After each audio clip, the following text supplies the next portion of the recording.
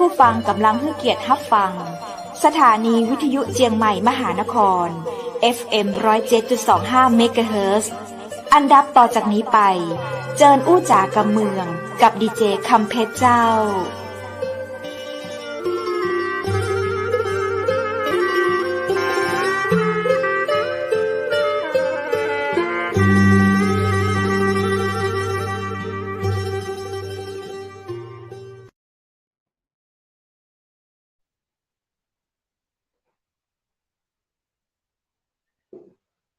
สวัสดีเจ้าสวัสดีคุณผู้ชมที่ฮักและกระเติงหาจัดนักนะเจ้า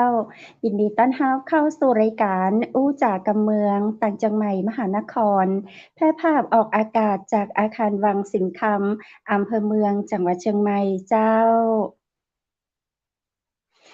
คุณผู้ชมและคุณผู้ฟังเจ้าปีกับปากับข้าเจ้าดีเจคำเพชรเช่นเคยนะเจ้าป้ากันในวันนี้ตรงกับวันศุกร์ที่27เดือนมกราคม2566เจ้าวันนี้มาอู้มาจากกำเมืองด้วยกันเช่นเคยนะเจ้าหลังข่าวพระราชสำนักคุณผู้ฟังและคุณผู้ชมเจ้าวันนี้ได้รับเกียรติอย่างยิ่งเลยนะเจ้าจากดีเจคนหล่อคนเก่งโปรดิวเซอร์มือหนึ่งของเฮานะเจ้าซึ่งอยู่ด้วยกันมาเนาะตั้งแต่เริ่มทำรายการตะกี้เหมือนส่งเสียงมาอยู่นะยังปล่อยข้าเจ้าอู้อยู่คนเดียวดีเจวูดเจ้ามาหรือยังเจ้าไข่ติ๊กกระเติงค่ะดีเจวูดติดตามรับชมและรับฟังในวันนี้นะเจ้าเพราะว่าเปิ้นสัญญาว่าเปิ้นจะมาด้วยเฮาเนาะดีเจวูดเจ้ามาหรือยัง ไอ้หลุยเจ้าดีเจวูดมาหรือยังเจ้าสวัสดีครับเจ้าดีเจวูดสวัสดีเจ้ามาตั้งแต่ก่อนเปิดรายการแล้วครับใช่ก็ดีเจวูดทำไมไม่มาแนะนำตัวเองดีเจคำเพชรตึ้งมาแนะนำคิดถึงดีเจคำเพชรมากเลยนะครับเนี่ยไม่ได้เจอหาเจ้าจริงๆแล้วถ้าโลกทุกวันนี้เราก็เจอกันในโซเชียลมีเดียเนาะเราก็ยังเห็นใช่แต่ไม่ได้มาเจอคุณผู้ชมแล้วกับคุณผู้ฟังต่างจังหวัดมหานครนี่ก็โอเปิ้นจมหาดีเจวูดกันขนาดเลยเนอะว่าดีเจรูปหล่อเสียงหล่อๆอู้เก่งๆหายไปตังใดแหน่หายไปไหนมาเจ้าภารกิจเยอะมากเลยครับคุณคำเพชรครับแล้วก็ผู้ฟังคือพอช่วงนี้เนี่ยโควิดมันก็เบาๆแล้วนะครับแล้วก็เหตุการณ์ทุกๆอย่างในกรุงเทพเนี่ยกลับมาเป็นเหมือนเดิมแล้วนะครับอย่าว่าแต่ในกรุงเทพเลยทั้งประเทศไทยแล้วก็ทั้งโลกก็กลับมาเป็นเหมือนเดิมแล้วครับผมก็กลับไปพอดีมีภารกิจเยอะมากวันนั้นก็เลยแจ้งกับทางคุณคำเพชรว่าโอ้คุณคำเพชรเดี๋ยวผมเนี่ยอย่างเงี้ยโอเคผมจะแอบมาแวบๆอะไรอย่างเงี้ยครับถ้าวันไหนแบบไม่มียังไงแบบพอมีเวลาว่างก็จะเดี๋ยวแอบมาแวบๆมาคุยกับคุณคำเพชรนะครับเพราะว่าแต่จริงๆแล้วเปิดดูอยู่ตลอดเวลาเลยโอ้โหแล้วก็เห็นทีมงานเก่งมากครับโอ้โหขึ้นอะไรอย่างเงี้ยผมเห็นแล้วก็แบบแอบชื่นชมว่าสิ่งที่เราทำไปเนี่ยน้องๆก็ไปทำต่อได้เนี่ยเห็นมีการขึ้นโลโก้น้องทำได้มีตัววิ่งด้วยโอ้โหเนี่ยแล้วก็ผลผลิตจากลูกพี่แหละผลผลิตจากดีเจวูดทั้งนั้นเลย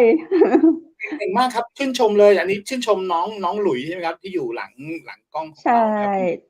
ใช่ตอนนี้หลุยเนาะที่อยู่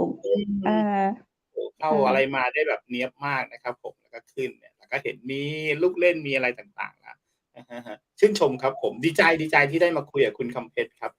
แต่มองทีแรกเห็นคุณคำเพชรเนี่ยผมนึกว่าอยู่บ้านรักไทยครับกำลังคิดอยู่ป้าเดี๋ยวเราชวนกันเดี๋ยวเราไปรักไทยก็รอทีมเชียงใหม่มหานครทุกคนเนี่ยอยากพาไปก่อนจะสัมภาษณ์ผมสัมภาษณ์ก่อนได้ไหมครับเป็นไงบ้างครับทางแม่เสลียงตอนนี้นักท่องเที่ยวเป็นไงบ้างครับแม่เสลียงก็มีนักท่องเที่ยวเยอะอยู่ก็ทยอยเข้ามาเพราะว่าจีนเขาก็เริ่มเปิดประเทศแล้วเนาะใช่ครับมาทางภูเก็ตเขาก็เดินทางมาถึงแม่ฮ่องสอนแล้วเหมือนกันครับคือตอนนี้นกแอร์ก็บินแล้วใช่ไหมครับผมบินปกติแล้วมาถึงแม่ฮ่องสอนอันนี้เจ้าเนาะใช่ไหมครับผมแล้วก็จากแม่ฮ่องสอนเนี่ยขับรถมาแม่เสลียงก็แป๊บเดียวนะครับถ้าหมายถึงใช่เพราะว่าเขาอยู่อำเภอแม่เสลียงจังหวัดแม่ฮ่องสอนเขาก็อยู่จังหวัดเดียวกันอยู่แล้วเนาะใช่ครับตอนนี้อยู่ที่ว่าคุ คุณจะไปทางไหนนะถ้าเกิดเอาสวยๆหน่อยก็ขับนั่งเครื่องบินไปลงเชียงใหม่แล้วก็ขับรถขึ้นมาผ่านทางแม่เสลียงนะครับแล้วก็ใช่ แวะเที่ยวแม่เสลียงสวยเดี๋ยวมากรักไทยก็เดี๋ยวนี้รักไทยเขาจะมีชุดแบบโอ้โฮออืลังการมแบบว่ายกประเทศจีนยกประเทใช่ศจีนมาไว้ที่รักไทยโอ้โฮกันเลยทีเดียวมีสวยมากน้ำกลางหมอกโอ้อืคมล้ายๆกับแบบไต้หวันเลยนะเพราะว่าโอ้ใช่เพื่อนใช่ครับที่อยู่ไต้หวันเขาบอกว่านี่เขายกไต้หวันไปไว้ที่แม่ฮ่องสอนกันแล้ว อ๋อครับอือฮึ เออคือคือถ้าคุณคำเพชรใส่ชุดนี้แล้วเดินที่หมู่บ้านรักไทยเนี่ยคนคงจะมาทักเป็นภาษาจีนแนวอะไรนะครับผมเอนีอเห่าครับผม ได้ได้แต่บอกไอ้นี่ บอกไอ้นี่ถ้าผู้ชายทักแล้วบอกวอไอ้นี่นี่แบบว่าเขาไม่กลับเลยนะอ๋อ เขาจะอยู่ที่นี่ตลอดเลยนะครับงั้นคุณวุฒิต้องสอนเพลแล้ว อืต้องสมอนสอนภาษาอ่า จีนเหรอครับโอ้โฮ เจ๊งหนอซา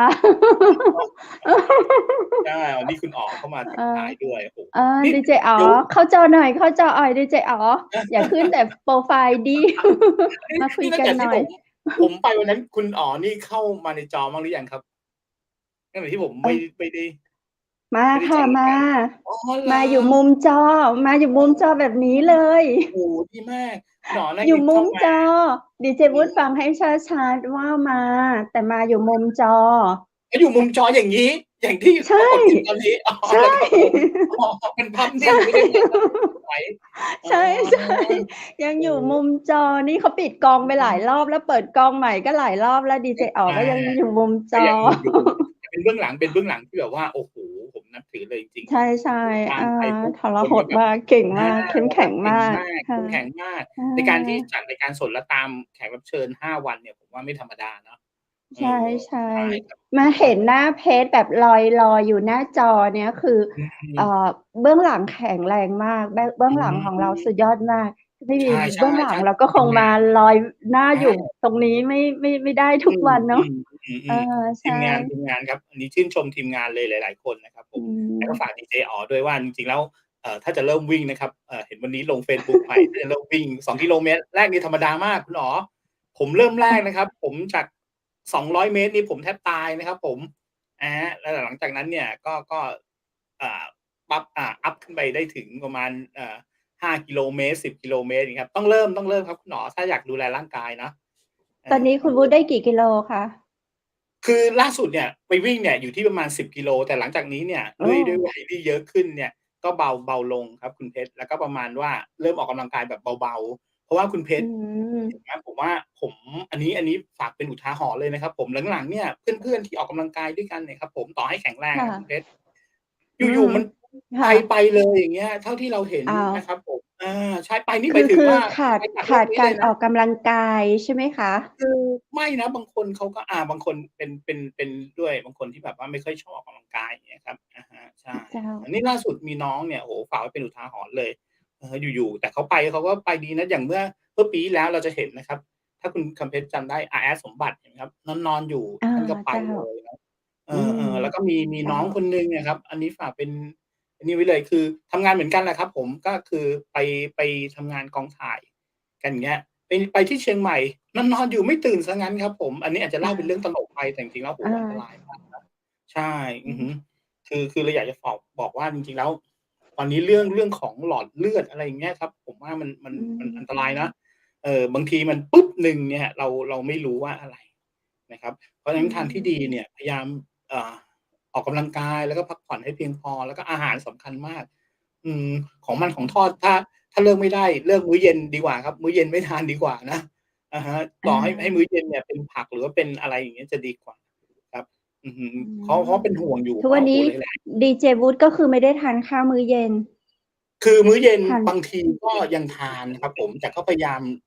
เบาๆลงแล้วก็แต่จริงๆถ้าออกวันไหนแบบไปออกกำลังกายก็มื้อเย็นจะไม่ทานเลยอย่างเงี้ยครับอะฮะแล้วก็ออกกำลังกายเสร็จปุ๊บมันก็จะหลับสบายอย่างเงี้ยแล้วก็อืร่างกายมันหิวมคืออย่างงี้ครับคุณกำเพชรอันนี้ไปใช้ประโยชน์ได้เลยนะอย่างคุณอ๋อเมื่อกี้ที่บอกครับจริงๆแล้วเขามีกฎนะหมายถึงไม่ใช่มีกฎหรอกการออกกำลังกายนะถ้าสมมุติว่าไม่ต้องวิ่งด้วยเดินนะครับเดินเนี่ยเดินปกตินะครับแต่เดินแบบอาจจะแบบเดินออกกำลังกายอย่างเงี้ย เขาบอกถ้าเราเดิน50นาทีนะครับแกว่งแขน ได้ค่ะดีแกว่งแขนการแกว่งแขนเนี่ยช่วยในเรื่องของน้ำเหลืองในร่างกายเราสำคัญมากนะครับอื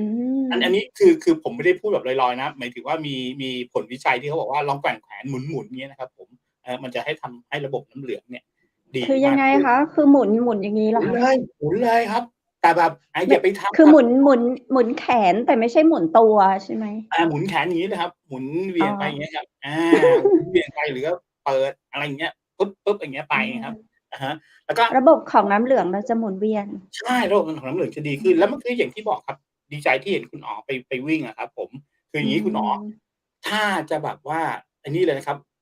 อันนี้เป็นเทคนิคเลยที่แบบว่าพวกเทรนเนอร์เลยเขาจะบอกกันถ้าเกิดคุณอยากจะลดบางส่วนหรือว่าลดพุงหรือว่าลดไขมันส่วนเกินอย่างเงี้ยคุณเดินก็ได้ไม่จำเป็นที่ต้องวิ่งนะครับเดินแต่คุณกี่กิโลไม่สำคัญแต่จะต้องมากกว่า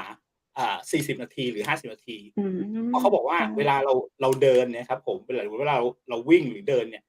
15นาทีแรกเขาจะดึงเอาพลังงานเนี่ยไปใช้งานนะครับแล้วหลังจากนั้นเนี่ยเขาจะเริ่มหาพอ15นาทีเนี่ยดึงเอาพลังงานไป15นาทีแรกเห็นไหมเราเหนื่อยโอ้โฮเราโหยเลยบางคนหน้ามืดเลย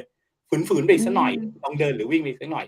นอกจากเขาจะดึงเอาพลังงานแล้วเขาจะดึงเอาไขมันน่ะครับคือไขมันอ๋เรายิ่งอาอยุเยอะแล้วเนี่ยมันจะเก็บไว้อาที่หน้าท้อไขงมันส่วนต้นเกินขาก้น เจ้าหรือว่าพุงอะไรอย่างเงี้ยครับเขาก็จะดึงไปแล้วก็ท่าทางที่ดีเลยหลังจากออกกำลังกายแล้วปุ๊บเนี่ยอย่ากินอะไรเลยไม่ต้องกินอะไรเลยนะครับแม้แต่ฮอนเม็ดเดียวแม้แต่น้ำหวานจิบนิดเดียวก็อ๋อไม่ได้เออค่ะเจ้าคือมันร่างกายมันจะอย่างงี้ร่างกายคนเรามันจะแปลกพอหลังจากที่เราออกกำลังกายไปแล้วประมาณสมมุติ40หรือ50นาทีนะครับพอเราไม่กินอะไรเลยนอกจากน้ำเปล่านะเจ้ามันจะเผานะครับคือในร่างกายเราเหมือนมีเตาเผาในร่างกายอาเอ่อ คือเตาเผามันจะเผาไปตลอดเลยจนเราหลับไปครับจนตื่นเช้าเนี่ยสมมุติเราทานอาหาร8โมงเช้านะครับผมนั่นแหละเขาถึงจะหยุดเผาเออือแต่ในขมณะเรานอนเนี่ยเหมือนออกกำลังกายเลยนะเหมือนคุณอ๋อไปวิ่งเลยนะคุณอ๋อวิ่ง50นาทีปุ๊บในขณะคุณอ๋อพักผ่อนคุณอ๋อไปนอนเนี่ยมันยังเผาอยู่นะเตาเผามันยังทำงานอยู่อ๋อ8โมงเช้าคุณอ๋อกินอาหารหรือใครก็กินอาหารมื้อแรกปุ๊บเขาจะหยุดเผาอ๋หยุดเผาอแบบอันนี้เป็นอะไรเป็เออนสิ่งที่สุดยอแบบว่าดใช่มันๆ ส่วนใหญ่มันจะไม่ได้นี่สิคุณนุชไปออกกำลังกายมาเพลียหิวทาหิวนเยอะ จัดไปก่อนเลยแป๊บไม่ใช่แป๊บน้ำอัดลมก่อนเลยใช่ไหมคเออรับโอ้โฮนั่นแหละใช่จะบอกๆใชว่าถ้า่หรือไปกินขนมหรือไปกินอะไรหวานนิดหนึ่งนะสิ่งที่คุณวิ่งไป50นาทีอ๋ออะไม่ได้ประโยชน์เลยเออมันจะเจ้าไม่ได้ประโยชน์เลยทิ้งไปเลยที่คุณวิ่งไป50อืนาทีอะทิ้งมไปเลยนะครับอะฮะแต่ถ้าเกิดสมมุติว่าคุณทำอย่างเนี้ยที่บอกเนี่ยอะฮะมันยังเผาอยู่แล้วร่างกายคนเราคุณคำเพชรครับอย่างที่มีเขาพูดกันหลายๆคนอย่างเงี้ยเขาบอกว่าเตาเผาในร่างกายของคนเราไม่เหมือนกันนะ บางคนเจ้าอายุ50นะครับแต่เตาเผาเนี่ยโอ้โฮมันแย่แล้วเปรียบเทียบเตาเปรียบเทียบยังไงดีเหมือนเตาแก๊สในร่างกายหรือเตาถ่านอะถ้าเราอาเตาใหญ่ๆมันก็เจ้ายิ่งเผาเยอะใช่ไหมครับเอ่เจ้าอเตาใหญ่อย่างเงี้ยมันก็จะยิ่งเผาได้เยอะแต่ถ้าเตาฟืเล็กเนี่ยนร้อน ฟืนร้อนเนี่ยอะฮะใช่อ๋ถ้าเกิดเราอเราดูแลตัวเองดีขึ้นเราดูแลตัวเองนะครับบางเจ้าทีเตาเผาในร่างกายอย่างเงี้ยอายุ50เตาเผาใหญ่ขึ้นอย่างเงี้ยมันจะยิ่งเพิ่อ๋มประสิทธิภาพในการอเผาไหม้ อะฮะเจ้าเพราะฉะนั้นอันนี้เป็นเทคนิคเล็กๆเลยบางคนเนี่ยออกอืมกำลังกายนะครับบางคนเนี่ยวิ่งเนี่ยโอ้โฮวิ่งจังเลยวิ่งแต่ไม่ลดแล้วสุดท้ายก็แบบเบื่อไปเองเลยอย่างเงี้ยอะฮะอืมใช่อืมจริงๆแล้วของคุณทำเพชรจริงๆน่ามีสักวันหนึ่งนะแบบมาบอกเทคนิคในการแบบว่าดูแลร่างกายตัวเองหาเนี่ยพี่หมออะไรนั้นใช่ไหมครับที่เราเคยคุยกันอะใช่เนาะค่ะเอพี่หมอบัญอชาเจ้าใช่พี่หมอพรุ่งนี้บัญชาแล้วก็มะรืพี่หมอนมะรืนมะรืนค่ะแล้วก็พี่หมอพี่หมผู้หญิงที่อบัญชาเนี๊ยบมากคือหล่อขึ้นอาหล่อขึ้นเขาเรียกว่าอะไรอะเด็กหนุ่มขึ้นเด็กหนุ่มใช่ขึ้นนี่ยิ่งอานี่แหละครับคือยุเยอะแต่ยิ่งดูหใช่ นุ่มเจ้าคือหลังๆเนี่ยผมไม่รู้ผมว่าคนเราเนี่ยสามารถจริงๆแล้วถ้าเราดูแลร่างกายเราดีๆนะเราก็อยู่ไปได้นานนะอะฮะเจ้าเราก็จะอยู่ไปได้นานแล้วก็อย่างที่บอกว่าโอ้โฮเราก็คือจริงๆทำคุณคำเพชรหลังๆเนี่ยคุณคำเพชรเห็นไหมผู้ชายบางคนเนี่ย60 50-60เขายังแบบโอ้โฮยังเนี๊ยบอยู่เลยนะใช่อย่างพี่หมอบัญเจ้าชาอย่างเงี้ยอายังโอเคอยู่ใช่เลยเขาบอกว่าบางทีเดี๋ยวนี้60ยังดูดีได้อยู่เลยหรือผู้หญิงบางคนเนี่ย50หรืออย่างคุณจะไม่ได้บอกคุณกำเพชรอายุเท่าไรนะยังคุณกำเพชรยังดูดีอยู่เลยใช่ไหมครับอะฮะถ้าถ้าเราเคยฟังสมัยก่อนเนี่ยเราเคยฟังเพลงใช่ไหมครับ30คุณกำเพชรยังแจ๋ว30ยังแจ๋วใช่30เนี่ยเฮ้ยเยอะแล้วเหรอ เราก็งง30เยอะแล้วเหรอจริงๆแล้วเดี๋ยวนี้ยัง50 โอ้โฮ50ยัง60ยังแจ๋วแจ๋วยังปิ๊ง50ยังวัยรุ่นอยู่เลยยังอะไรอยู่เลยใช่ๆผมถึงบอกว่าเฮ้ยจริงๆแล้วดูแลตัวเองผมว่านะลองดูแลตัวเองครับแล้วก็อย่างที่บอกว่าจริงๆแล้วอาหารการกินก็สำคัญเนาะแต่หลีกเลี่ยงไม่ได้จริงๆเนาะคุณเพชรเนาะเดินไปอย่างใช่เงี้ยอย่างแม่เสลียงเนี่ยขนมโอ้โฮอร่อยๆทั้งนั้นเลยอะมันหลีกเลี่ยงไม่ได้จริงๆอะแล้วกลางคืนแบบโอ้โฮจะพยายามหลีกเลี่ยงก็เช้าค่อยกินแล้วกันอย่างเงี้ยครับใช่อ๋ออันนี้เป็นทริก็กเล็กๆน้อยๆเนาะมาฝากกันใช่อืมพี่วุครับฒิคะมีคำถามมาแล้วมีคำถาพี่มด้วยวุฒิคะหายไปตั้งนานไปทำอะไรมาคะ อืม อ๋อคือคืออย่างงี้ครับคือตอนช่วงที่หายไปตอนนั้นเราจะมีรายการจัดกันเป็นประจำใช่ไหมครับจะเป็นพิธีกรคู่กับคุณคำเพชรใช่ไหมครับอะฮะแล้วก็ช่วงประมาณ20:00อะแต่พออย่างที่บอกพอทุกๆอย่างมันโอเคปกติขึ้นโควิดมันแทบไม่มีผลอะไรแล้วอย่างเงี้ยงานกลับมาเลยครับงานกลับมาอย่างเงี้ยแล้วก็บางทีเนี่ยผมก็จะเกรงใจคุณกำเพชรอะบางทีผมอยู่ไม่ได้จริงๆเพราะช่วง20:00กรุงเทพเนี่ยคุณกำเพชรก็รู้บางทีเนี่ยยังอยู่บนท้องถนนอยู่เลย อะฮะหรือบางทีก็ยังอยู่หน้างานอยู่เลยครับอะฮะแล้วก็เอ่องานกลับมามีผมมีรายการถ่ายทอดมวยทาง MBK Hall อย่างเงี้ยครับผมยังเริ่มกลับมาก่อนหน้านั้นเนี่ยอ่า4อาทิตย์ก่อนหน้านั้นเนี่ยเดือนละครั้งตอนนี้เป็นเดือนละ2ครั้งนะครับก็ยังต้องทำมวยไทยกันอยู่อย่างเงี้ยมวยไทยก็ยังถ่ายทอดกันอยู่อย่างงี้ครับอันเนี้ยงานกลับมาแล้วก็งาน สัมมนางานจัดงานต่างๆหรือแม้แต่หนังโฆษณาครับซึ่งตอนนี้กำลังทำหนังโฆษณาตัวหนึ่งอยู่อย่างเงี้ยอยู่ขั้นตอนการตัดต่อแล้วแต่ยังไม่บอกว่ายี่ห้อไหนเพราะลูกค้ายังไม่ให้บอกจนกว่าที่จะ on air ไปแล้วถึงจะบอกครับอะฮะก็รับงานตรงนี้อยู่แล้วก็ยังมีงานเรื่อยๆอย่างมีงานต่อเนื่องจากที่ผมชวนคุณคำเพชรทำอย่างเงี้ยก็ยังมีงานอย่างงี้อยู่งานที่แบบออนไลน์ที่แบบว่าเดี๋ยวนี้อ่า เทคโนโลยีมันเปลี่ยนไปนะคุณคำเพชรนะสมัยก่อนเนี่ยถ้าเราจะจัดรายการอย่างเงี้ยคุณคำเพชรผมจะต้องไปอยู่ที่แม่เสลียงเลยใช่ไหมครับใช่อันเนี้ยผมอยู่กรุงเทพคุณคำเพชรอยู่แม่เสลียงเราก็สามารถจัดรายการได้อย่างงี้ครับผมเนี่ยงานพวกเนี้ยมันกลับมาพอมันกลับมาปุ๊บเนี่ยผมก็เลยต้องเฟดตัวเองไปทำงานจริงๆครับก็เลยบอกทางคุณคำเพชรกับทีมงานว่าโอ้โฮขอไอ้นี่จริงๆแต่แบบนานๆเนี่ยมาคุยกันอย่างเงี้ยได้ผมโอเคอย่างเงี้ยอะฮะที่ถามว่าไปไหนมานี่แหละครับทำงานจริงๆทำงานตลอดทำงานทุกวัน แทยังบจะยังมีไม่แบบหยุดเลยยังมีเวลาว่างให้อยู่ไหม โอ้โฮยังอยากแต่อย่างเงี้ยเดี๋ยังรับยวงานไหมยังรับงานอยู่ไหมแต่คืองานอย่างงี้ครับคุณคำเพชรบางงานเนี่ยมันเป็นพรอเจกต์ยาวๆอย่างเงี้ยครับอะฮะแต่พรอเจกต์ยาวๆบางทีของเราเนี่ยถามว่ารับงานอยู่รับงานพวกนี้อยู่แล้วอย่างเงี้ยครับอะฮะรับงานพวกแบบว่างานทำวิดีโอหรือว่างานทำรายการโทรทัศน์หรือว่างานทำแบบสัมมนาออนไลน์หรือว่างานสัมมนาอะไรพวกเนี้ยหรือการจัดงานต่างๆหรือแม้แต่อย่างที่บอกเมื่อกี้ครับทำหนังโฆษณาอะไรเงี้ยก็ยังทำอยู่ครับอะฮะ ยังรับงานอยู่เพราะฉะนั้นอย่างที่บอกพอรับงานปุ๊บไม่มีเวลาจริงๆที่จะแบบเข้ามาแล้วก็กลัวเดี๋ยวแบบเอ๊ะวันไหนบอกจะเข้ามาแล้วเดี๋ยวโอ้โฮเบี้ยวคุณกำเพชรไปอย่างเงี้ยเดี๋ยวคุณกำเพชรจะแบบว่าเอ๊ะพี่วุฒิเบี้ยวอีกแล้วอย่างเงี้ยพี่วุฒิไม่มาอีกแล้วครับแต่ผมว่าถ้ามาคุยอย่างเงี้ยนานๆทีบอกคุณอ๋อเลยเดี๋ยววันไหนที่จะพยายามอย่างเงี้ยมาคุยกับคุณกำเพชรเงี้ยมาอัปเดตสถานการณ์ในกรุงเทพนะครับว่าเป็นยังไงครับอะฮะกรุงเทพเป็นปกติดีแล้วดีจังดีจังยังเป็นช่วงอ๋อมาเที่ยว เป็นยังไงคะกรุงเทพตอนนี้ร้อนหรือหนาววันนี้เห็นเขาบอกหนาวแต่ผมไม่เห็นหนาวเลยนะเออใช่พยากรณ์อากาศบอกว่าระลอกสุดท้ายของความหนาวเย็นอุณหภูมิจะลดเกือบทั้งประเทศเหรอครับอ๋อเอ๊ย27-28นะคะผมก็ยังไม่เห็นหนาวแต่อีกอันหนึ่งที่ผมสังเกตแต่ได้วันนี้ร้อนในตอนเนี้ยอยู่ขึ้นนะทางเหนือสังเกตได้กรุงเทพฝุ่นเยอะมากตอนเนี้ยครับผมเพอ๋อราะฉะนั้นออกไปข้างนอกเนี่ยต้องระวังเลยคนกรุงเทพนะครับคุณกำเพชรทุกคนเนี่ยพอหมดเราอย่าเรียกว่าหมดโควิดเลยโควิดมันเบาบางลงไปใช่ไหมครับทุกคนยังใส่หน้ากากกันอยู่นะผมไม่รู้ทางแม่เสลียงเป็นหรือเปล่าแต่ที่กรุงเทใช่พเนี่ยทุกคนยังใส่หน้ากากอยู่ทุกคนยังใส่หน้ากากอยู่จะผมว่าติดจริงๆแล้วแล้วอะติดแล้วแล้วถามว่ามันเป็นเหมือนอันหนึ่งที่เราต้องใส่โอเคเราใส่เสื้อผ้ารองเท้าอย่างเงี้ยผมว่าหน้ากากอะเป็นอะไรที่จำเป็นเพราะว่ากรุงเทพเนี่ยกลิ่นถ้าอะไรอย่างเงี้ยอยากสัมนะบางทีได้ผัสได้กลิ่นอใช่ากลิ่นควันหรือว่าหมอกอะไรพิษเนี่ยมันทุกอย่างเงี้ยผมว่าใส่เถอะเพราะว่าจริงๆต่อไปเนี่ยหน้ากากคนก็จะใส่กันต่อไปเรื่อยๆนะเป็นอะไรที่ดีครับผมอะฮะๆใช่ๆแต่กรุงเทพอย่างที่บอกว่าพอหลังๆเนี่ยรถกลับมาติดเหมือนเดิมแต่ผมไม่มีปัญหา ประเภทที่ชอบโดยสารด้วยรถไฟฟ้าอรยู่ถแล้วครับไฟฟ้าอะฮะใช่ใช่แล้วรถไฟฟ้าก็จะพาผมไปไหนมาไหนได้ตลเดี๋ยวอดนี้เขาแบบไปเกือบได้แบบทุกสายเข้าไปโอ้โฮได้เกือบทุดีมาก กพื้นที่ของกรุงเทพใช่คุณคำเพอืชรคุณมคำเพชรเอ๊ยผมดูเฟซบุ๊กล่าสุดคุณคำเพชรอ่ายังไม่ได้มากรุงเทพใช่ไหมหรือมายังช่วงไหนยัง อ๋อ ไม่รู้จักมากรุงเทพมานานแล้วเนี่ยรอดีเจวุฒิมาอัปเดต เดี๋ยววันรู้ไหนสึกกลัวกรุนะคุณคำเพงเทพแล้วชรมานะเนี่ยคือมันไกลกันเดี๋ยวมาก เราจะพา ค่ะคนแม่ฮ่องสอนเนี่ยหลง ไปขึ้นร หลงถไฟฟ้ากรุงเทพ กันนะครับคนแม่ฮ่องสอนไปขึ้นรถไฟฟ้าอ๋กันแล้วดูอว่ารถไฟฟ้ามันไปอะไรขนาดไหนแล้วกรุงเทพดีมากอืตอนนี้จุดมศูนย์กลางขอเจ้างกรุงเทพเนี่ยคุณคำเพชรได้ยินสถานีบางซื่อใช่ไหมครับที่มีปัญหาว่าหมายใช่ถึงที่เขาเปลี่ยนชื่ป้ายอแล้วล่ะ สวยๆอ๋อเหรอาอเขียนป้ายใช่ครับเจ้าเนี่ยคือ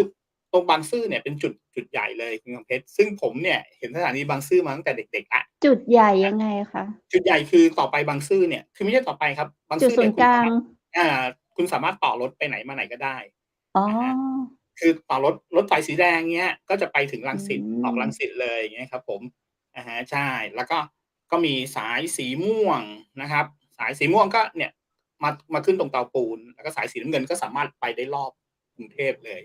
นะคอืรับแล้วก็มต่อไปเนี่ยเห็นสายสีเหลืองกำลังวิ่งแล้วกำลังทดสอบวิ่งแล้วเส้นสิแต่ก่อนถ้าคุณกำเป็นเด็กรามคำแหงนะคุณจะได้ยินถนนศรีนครินทร์ใช่ไหมที่รถติดมอ๋อใช่หาศาล ๆๆใช่รู้ถนนรามคำแหงรู้ที่รถติดจักศรีนมหาศาลครินทร์ใช่ไหมครับอะฮะเจ้าโอ้โฮหลายๆถนนสุขุมวิทเมื่อก่อนที่เรารถติดมหาเดี๋ยวนี้แบบทุกอย่างถ้าเกิดทุกคนมาใช้รถไฟฟ้าหมดเนี่ยผมว่าทุกอ๋คนก็จะโอเคอถามว่าราคาสูงเปล่ามันก็ราคาสูงอะแต่ถ้าซื้อเวลานะผมว่าโอเคนะอืมบางทีเขาเนี่ยคุณแบบไม่อืเขามจัดการเวลาไว้ให้เราได้เลยใช่เป๊ะเลยครับไหมคะว่าเป๊ะเลยไปถึงที่นี่เวลาเท่านี้ๆเป๊ะๆเลยคือถ้าสมมุติว่าสมัยก่อนคุณคอมเพชรอยู่กรุงเทพจำได้ไหมสมมุติว่าเจ้าเราจะไปลาดพร้าวใช่ไหมจากลาดพร้าวสมมุติเราจะไปสยามใช่ไหมครับสมมุติว่าเราบอกว่าเนี่ยอยู่ลาดพร้าวนะจะขึ้นไปสยามเพื่อนจะต้องนึกแล้วสมัยก่อนไม่มีมือถือด้วยเนาะที่เรานัดสมมุติเรานัดเพื่อนสยามเพื่อนจะนึกครับโอ้โฮรถจะติดกี่โมงวะไม่มีอะไรทั้งสิ้นมันจะโทรมาหาเรามันไม่โทรมาไม่ได้อยู่แล้วเพราะไม่มีโทรศัพท์ใช่ไหมครับโอ้โฮรถจะติดกี่โมงเดาสุ่มกันเลย2ชั่วโมงกว่าจะถึงแต่ทุกวันนี้ถ้าสมมุติว่า ผมอยู่บนรถไฟฟ้านะครับผมบอกว่าเฮ้ยผมอยู่หมอชิตเดี๋ยวกำลังจะนัดเพื่อนสยามเพื่อนบอกเลยไม่เกินครึ่งชั่วโมงอ๋นะครับเจอกันอได้แน่นอนอุ่นใจความอุ่นใจอืเรามีมครับอะฮะเจ้าแล้วก็คือเราก็เป็นคนทำงานทางด้านเนี้ยคุณกำเพชรเรื่องเวลามันก็สำคัญเนาะต้องตรงเวลาอย่างเงี้ยบางทีแบบเรานัดคนนี้ปุ๊บเราก็ต้องไปให้ถึงก่อนเวลาอย่างเงี้ยครับอันนี้เป็นหลักการทำงานที่ผู้หลักผู้ใหญ่ให้ผมมาตั้งนานแล้วตั้งแต่ก่อนสมัยที่รถไฟฟ้าจะวิ่งอะไรแล้วเวลาผมนัดใครเนี่ยผมก็จะไปก่อนเงี้ยไปก่อนพอไปถึงก่อนเราก็จะอย่างน้อยก็อุ่นใจเนาะบางทีอืเผื่อเวลาเดินมทางแล้วบางคนก็แบบโอ้โฮทำไมเผื่อเยอะจังอย่างเงี้ยบางทีประชุมกันนัดบ่ายโมงอย่างเงี้ยบ่ายโมงเนี่ย10โมงผมออกจากบ้านแล้วต่ออืให้เป็นรถไฟฟ้านะคมรับอย่างน้อยเนี่ยผมไปถึงตรงนั้นผมไปนั่งกินกาแฟรอลูกค้าก็ยังอุ่นอืใจมเรามาถึงแล้วอย่างงี้ครับเพราะกรุงเทพเป็นอย่างเอ๊ะงี้จคุณริงๆนะคุณ วุฒิแล้วอะไรนะที่เป็นสีสายสีแดงสีม่วงสีอืมอะไรเนี่ยเขาแบ่งยังไงอะคะแล้วเราจะอ๋อไปอะไรยังไงสีเราคือเจ้าคืออย่างงี้คุณประเภทสายสีม่วงเนี่ยถ้าคุณประเภทรู้จักบางใหญ่นนทบุรีนู่นเลยนะสายสีม่วงเนี่ยบางใหญ่นนทบุรีวิ่งเข้ามาที่บางซื่อเลยวิ่งเข้ามาที่เตาปูไปนขึ้นรางวัลที่1ไอ้ไปขึ้นรางวัลที่โอ้โฮ 1โอ้โฮเท่มากรุ่นนี้ไปทำงานนี่รุ่นนี้ไปทำงานตรงสาทรนะคุณกำเพชรเนี่ยรถไฟฟ้าเลยนะคือถ้าไม่ใช่นี่เหมือนรถไฟฟ้า ต่างประเทศเลยนะเหมือนญี่ปุ่นเลยเนาะเหมือนไหมแต่ข้างหเออลังนี่เป็นอารถไฟฟ้าคารเก่าญี่ปุ่นเลยนะเป็นอาคารเก่าอันนี้เป็นตรงตอนไปทำงานที่ W Hotel อันนี้เป็นภาพอ่าช่วงทำงานตอนที่ต่างชาตินะครับผมทุกคนเนี่ยต่างชาติประเทศญี่ปุ่นประเทศออสเตรเลียอังกฤษฮอลแลนด์สกอตแลนด์เข้ามาประชุมกันที่เมืองไทยแล้วก็เลือกอ๋อที่โรงแรมเนี่ยอันนี้ผมไปทำไลฟ์ให้เขาไปทำไลฟ์แบบไลฟ์สดถ้าจะให้เขาถามนี่รู้สึกเกรงใจจังเลยอะค่ะ ทำได้หมดเลยคุณน้ำเพชรอา ถ้าจะถามว่าใครถ่ายรูปให้คงไม่ใช่ถ่ายตัวเองนะเพราะปกติคือพวกเราจะถ่ายตัวเองใช่ไหม ใช่อันนี้เซลฟีครับ อ๋อจริงเหรอใช่ผมอะอ่าโอ้โฮผมอะเคยมืออาชีพจริงๆใช่ค่ะผมเคยไปอืไปมตอนนั้นไปเป็นวิทยากรอยู่ที่หนึ่งที่เนี่ยเป็นคำถามเดียวกับของคุณเพชรเลยนะครับเป็นวิทยากรเรื่องของการถ่ายภาพเนี่ยผมก็ถ่ายภาพเต็มตัวเลยนะถ้าเกิดคุณเพชรเป็นเพื่อนผมในเฟซบุ๊กจะเห็นใช่ไหมครับคือถ้าเซลฟีเนี่ยเต็มที่เราได้แค่ มือแค่นี้เองภาพเราจะได้ครึ่งตัวใช่ไหมครับแต่เนี่ยภาพผมเต็มตัวเลยอย่างเงี้ยเวลาผมไปไหนมาไหนภาพผมก็จะเต็มตัวผมก็จะโชว์ข้างหลังโอ้โฮข้างหลังเป็นวัดสวยๆข้างหลังเป็นอะไรสวยๆเนี่ยผมสามารถเต็มตัวได้อย่างเงี้ยคือการเ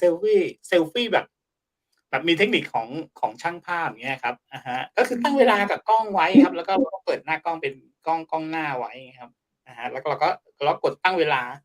คุณสามารถเห็น acting ของตัวเองได้ด้วยคุณจะ acting แบบไหนใช่ไหมครับก่อนที่ภาพจะตกเนี่ยคุณจะเขม่าท้องได้คุณจะหันหน้าตัวเองคุณจะอะไรอย่างเงี้ยได้เป็นเซลฟีถ่ายภาพตัวเองบ่อยมากอันนี้ไม่ใช่คุณกำเพชรถามคนเดียวนะแม้แต่เวลาวันไหนที่ผมไปทำงานต่างจังหวัดนะ สุดท้ายผมถ่ายรูปขึ้นเฟซบุ๊กมานะคำถามแรกที่ภรรยาผมจะถามเลยว่าคุณถ่ายรูปให้นี่คือปัญหา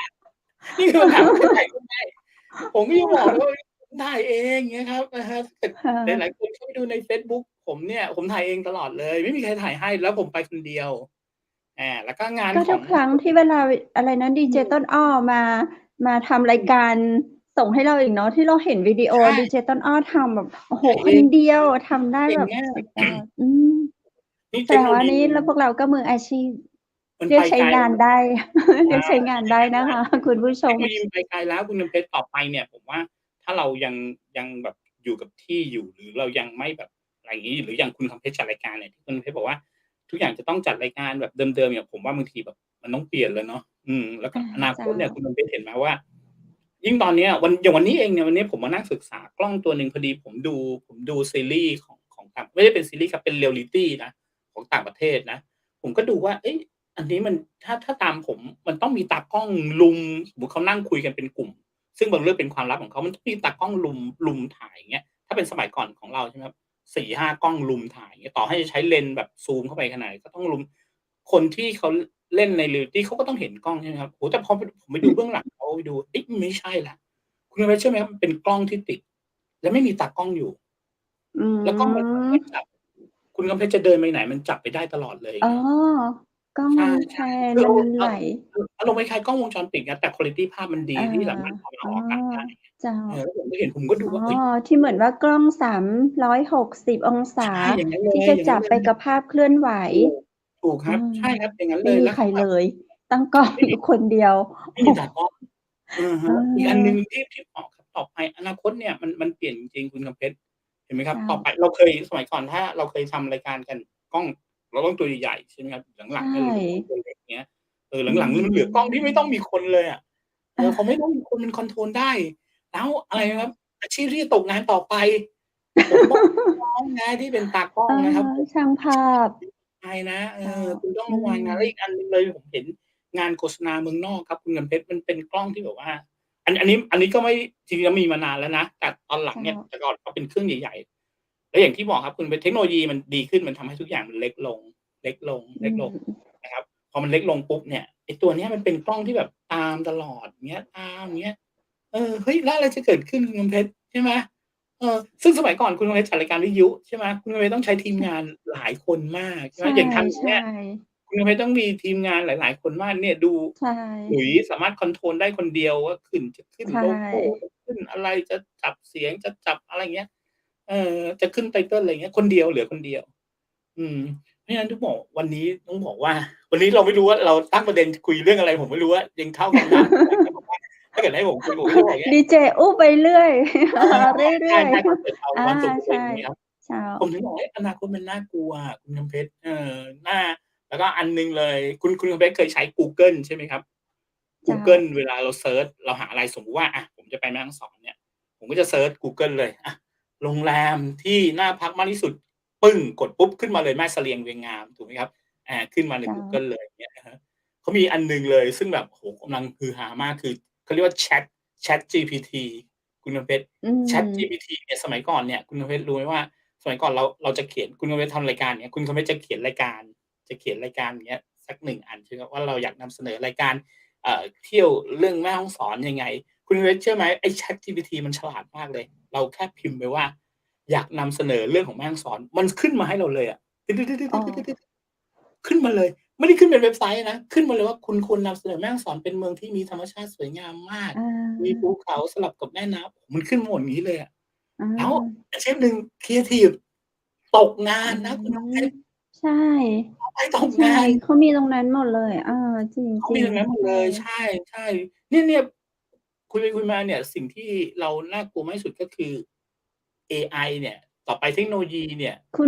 ณวุฒิเดี๋ยวขอแป๊บหนึ่ง เอาเลยครับ ไม่พอ เราเซิร์ชในกูเกิลใช่ไหม อืม ไอ้ ChatGPT อะไรที่คุณวุฒิบอกเนี่ย ไม่พ GPT อ มันจะ อืม เด้งเข้ามาในเฟซบุ๊กเราเอง เราพิมพ์คำว่าเที่ยวแม่ฮ่องสอนใช่ไหมคะ เนี่ ใช ยพอเราเข้าไปเข้าเฟซบุ๊ก โอ้โฮ อืม มันมาอีกทั้งวันทั้งคืนเลยค่ะ ใช่ นี่ แถแหละ มมาให้อีก ผมบอกว่าความฉลาดของมัน คุณกำเพชร บางทีหลัง ๆ เนี่ย เราต้องดูว่า เอ๊ะ หลัง ๆ เนี่ย ความไม่เป็นส่วนตัวมันเยอะ ถูกไหมครับ ความไม่เป็นส่วนตัวหมายถึงว่ามือถือเนี่ย แค่เหมือนที่คุณกำเพชรบอกเนี่ย คุณกำเพชรบอกอย่างผมจะไปแม่ฮ่องสอนเนี่ย เดี๋ยวมันขึ้นมาให้แล้ว หรือแม้แต่ผมถึงแม่ฮ่องสอนปุ๊บเนี่ย มันก็ขึ้นมาเลยนะ ตึ๊ด ๆ ๆ ร้านนี้อร่อยมาก แล้ว ร้านนี้ร้านนั้น มีนู่นมีนี่ค่ะ เฮ้ย มันรู้ได้ไงว่าเรา ไปติดตามเรามาเนี่ยค่ะ โอ้โฮ เพราะฉะนั้นเนี่ย ทุกวันนี้เนี่ย เอ่อ ไม่ว่าจะเป็นเนาะ Social Media หรืออย่างที่เราเห็นนะ หรือว่าอะไรต่างๆ หลาย ๆ อย่างเนี่ย โอ้โฮ มันกินความเป็นส่วนตัวเราเข้าไปเยอะเลยนะ เราขอนิดเดียวไง เขาแถมให้ใจดีมาก แต่ในข้อดีก็มีนะคุณเพชรนะ ไม่งั้นเนี่ย ถ้ามันไม่มีSocial Media ผมกับคุณกำเพชรก็อาจจะไม่ได้รู้จักกันนะครับผม จริง เหมือนกับผมขับจริง รถไปใช่ ผ่านโรงแรมแม่เสลียง อ้าว คุณกำเพชร เงี้ย โอ้โฮ ก็คงไม่ใช่แน่นอน แต่ตอนมีมัน ใช่ คือย าก ที่เราจะได้เจอกัน แต่มันมัน มีก็ทำให้โลกเราแบบ ใช่ครับ ทำให้โลกเราง่ายขึ้น สื่อสารใชเห็น่ กันชัดเจนขึ้น ใช่คใรชับ อย่างที่่ บอกสมัยก่อนจะทำอย่างงี้ รายการอย่างงี้นะ โอ้โฮ ลงทุนเท่าไร ลงทุนไม่ต่ำกว่า 10,000,000 20,000,000 อย่างเงี้ยครับ หลัง ใๆ เนี่ยดูสิครับ ช่ พูดๆ ไม่มีโอคุยกันกาสเลย เสียง quality ดีมาก ภาพเพิ่ม สัญญาใชณชัดเจ่ นดีมากครับ อือฮึ ใช่ นี่แบยังไง บครูดีเจวุฒิล้วน ๆ เลย ให้ศิษย์แต่ละคนของเชียงใหม่มหานครมา จนถึงวันนี้ไม่มีดีเจครูวุฒิมาควบคุมนี่ ก็คือยังอยู่กันแบบอย่างงี้ โอ้โฮ เก่งมรอดีาก เจวุฒิมา โอ้โฮ เห็นแล้ว เห็นน้องเขาทำตรงนี้ ผมว่าน่าจะได้แหละครับ ผมเห็นน้องเขาทำมีขึ้นโลโกเหมือนอย่างที่เราเคยทำ อย่างเงี้ย ผมว่าก็โอเคแหละ อย่างเงี้ย อย่างที่บอกว่ามันต้องพัฒนาไป มันไม่หยุดแค่นี้แน่ๆคุณกำเพชร ใช่ไหมครับ ต่อไปในอนาคตเนี่ย มันไม่หยุดแค่นี้จริง ๆ นะครับ แล้วโลกทุกวันนี้มันไปไกลขนาดไหนแล้ว อย่างเงี้ย นี่วันนี้เราคุยกันอย่างงี้นะครับคุณกำเพชร ต่อไปในอนาคตเนี่ย มันจะเป็นตัวผมเองเลย อย่างเงี้ย อาจจะแบบเป็นไปได้ที่แบบผมไปที่แม่เสลียงด้วยร่างของอวตาร อย่างเงี้ยครับผม ซึ่งตอนนี้มันมีแล้วนะ ซึ่งผมก็พยายามกำลังทำอยู่ อย่างใเงี้ย ช่ ๆ เจ้า ซึ่งผมสามารถเดินเข้าไป ผมไปเจอคุณกำเพชร แต่เป็นตัว เอไอ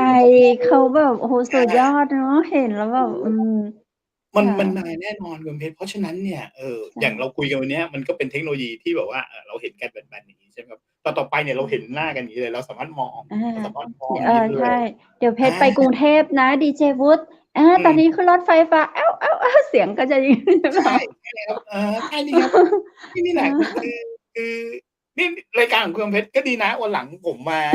มีเวลาบ่อย ๆ ไม่มี หาแขกรับเชิญไม่ได้ บอกคุณอ๋อติดต่อผมมาก็ได้ครับผม อัปเดตเรื่องของเทคโนโลยีสมัยใหม่เนี่ย ใช่ ไป ใช่ ว่า มันไปอย่างงี้แล้วเงี้ย คือเราต้องปรับตัวจริง ๆ คุณกำเพชร ถ้าเราไม่ปรับตัวนะ เราเจ้สู้า ไม่ได้จริง ๆ เนาะ เจ้เพราะว่าา คุณกำเพชรเห็นไหมสมัยก่อน คือตอนเนี้ยอย่าเรียกว่าสมัยก่อน ผมชอบใช้คำว่าสมัยก่อน มันไม่ใช่ ตอนเนี้ยมันใกล้กันเลยนะ ค่ะ ถ้าสบายมสมัยผากไง มกับคุณกำเพเจ้ชร า เราก็จะได้ยินแค่ช่อง 3579 ใช่ไหมครับ เจ้า สามไทห้าเจ็ดเก้า ยคม อายทีวีมาหน่อย อย่างเงี้ย แต่หลังเนี่ย โอ้โฮ ทีวีมาเยอะมาก พอหลังจากไม่ใช่ทีวีปุ๊บ เป็นสื่ออะไรอีก วันนี้ผมนั่งดู อย่างเงี้ย มีสื่อนู่นนี่นั่น มีอะไรอย่างเงี้ย แล้วทุกอันดเินี่ยเขจิตา อล ใช่ แต่ก่อนจัดรายการ 3579 เนี่ยทุกเวลาเป็นเงินหมดเลยนะ รายการชั่วโมงหนึ่งก็ต้องจบชั่วโมงหนึ่งจริง ๆ เดี๋ยวนี้วินดูสิครัาบ เขาทคุยี กันไม่จบ ใช่ ใช่ค่ะ คุยกันไม่จบ มาต่อออนไลน์อีก มาคุยกันต่อใชอีก ่ ๆ ๆ เดี๋ยว ผมขอพักก่อนนะ โหนกระแสไม่เคยจะจใช่ บ เห็นไหม? จบไม่ได้ เดี๋ยวผมนพี่ักคืก่อน ตัดรายการ เดี๋ยวเราคุยกันต่อ เนี่ยเห็นไหม แล้วคุณกำเพชรเห็นไหม คนไปตามดูเขาอีก คนก็ไปตามดูนะ ใช่ แล้วถามว่าตรงนั้นน่ะ เหมือนเราเลย อย่างเงี้ย ก็คือเป็นเวลาที่ผ่านทาง ออกทางเฟซบุ๊ก ออกทางยูทูบ เหมือนเราออกทางเฟซใชบุ๊ก ออกทางยูทู่ บ อย่างเงี้ย ทุกคนสามารถเป็นใชเจ้าขอ่ งช่องได้ ทุกคนสามารถเป็นเจ้าของรายการได้ อย่างเงี้ย คือตอนเนี้ยต้นทุนมันเท่านี้เลย ทุกคนเท่ากันหมดเลย เนี่ยแข่งกันตรงคอนเทนต์ละอย่างเชียงใหม่มหานครเนี่ยผมเห็นแล้วโอ้โหคอนเทนต์หลากหลายมากเลยเดี๋ยวมีคุยกับคนนี้เดี๋ยวนี้คุยกับคนนี้ด้วยดีผมว่าผมบอกว่าชื่นชมทีมงานเบื้องหลังที่แบบสามารถหาแขกรับเชิญแต่ละคนเนี่ยที่แบบคอนเทนต์ที่แตกต่างกันจริงๆเนาะแล้วก็ใช่มาพูดคุยได้อย่างเงี้ยโดยที่แบบโอ้โฮทำให้แบบเชียงใหม่มหานครเงี้ยแล้วก็ออกมาแม่เสลียงจะทำให้โอ้โฮไม่น่าเชื่อว่าเทคโนโลยีเป็นอย่างนั้นจริงๆครับถ้าจะบอกจริงๆว่าก็แบบเมื่อไหร่ดีเจบุ๊กจะมานะเมื่อไหร่ดีเจต้นอ้อจะมานะความหลากหลายบางทีก็เอ๊ะวันนี้จะเจอแขกกันแบบไหนวันนี้จะเจอ VIP รูปแบบไหน อืครับต้องตื่นตัวตลอดอยู่เหมือนกันค่ะแต่ต้องชมดีครับเจบุ๊กไม่เจอกันปีหนึ่งเนี่ยคุณกำเพชรก็ยังสวยเหมือนเดิมนะครับผมก็ยัง ขอบคุณค่ะ ครับผมยังสวยเหมือนเดิมนะครับชื่นอกชื่นใจแหมได้ยินทีมงานมาให้กำลังใจแบบนี้เจ้าแล้วยังมีชุดใหม่ๆเหมือนเดิมอะครับแล้วถามนิดหนึ่งครับตรงแม่เสลียงเป็นไงบ้างครับตอนนี้ก็คือตอนนี้นักท่องเที่ยวเยอะแล้วใช่ไหมครับผมแล้วก็ตอนเนี้ยที่เราเคยคุยไว้หลายๆโครงการที่ผมยังติดตามอยู่นะอย่างโครงการ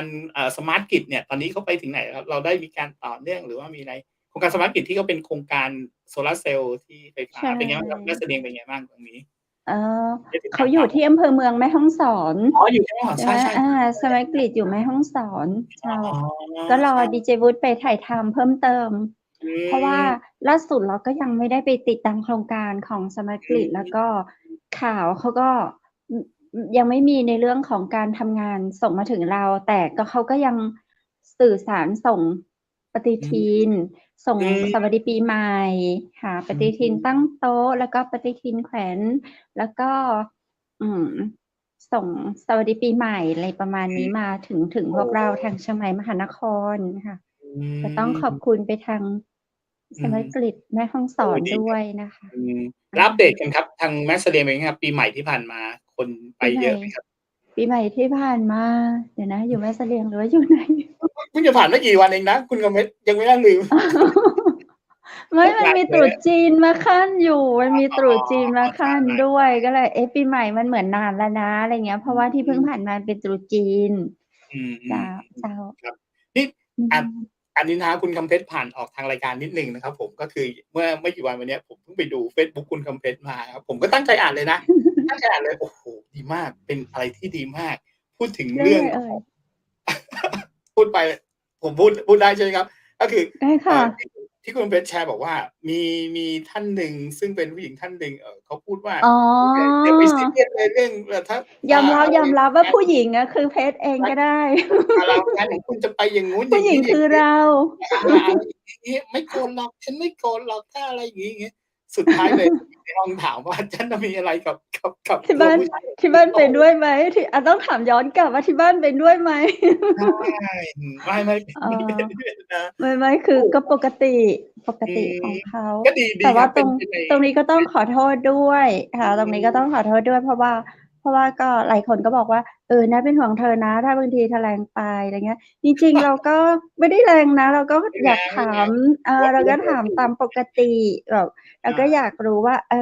ที่เขาพูดเนี่ยเขาทำได้แค่ไหนอืค่ะมเนาะคือบางเราก็อยากบางอืมบางคนน่ะคุณกเพชรจะมีคำพูดสวยๆอย่างอันนี้เราไม่ได้ว่าพวกไลฟ์โคชหรือว่าอะไรมีคำพูดสวยๆคำพูดเท่ๆออกมา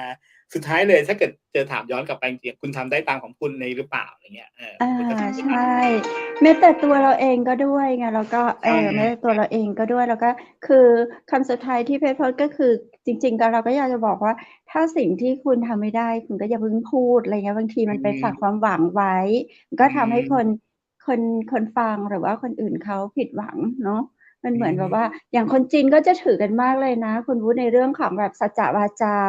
อือืมมๆอะไรนะที่เขาบอกพระมหากษัตริย์อะไรใช่ไหมคะตรัสแล้วไม่คืนคำอะไรอย่างเงี้ย ๆอืมเขาจะยึดในเรื่องของสัจจะมากค่ะอืมตรงนี้แล้วก็ใช่ ก็อืดีก็มฮาขำๆกันไปนะครับเพราะว่าเป็นพื้นที่ที่เอเราดูอแล้วก็แล้วก็ไอ้นี่ไปนะ